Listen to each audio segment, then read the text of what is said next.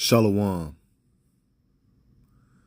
Thou shalt beget sons and daughters, but thou shalt not enjoy them, for they shall go into captivity.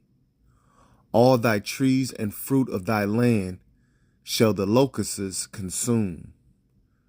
The stranger that is within thee shall get up above thee very high, and thou shalt come down very low.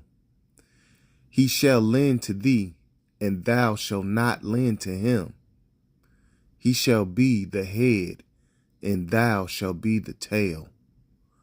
Moreover, all these curses shall come upon thee, and shall pursue thee,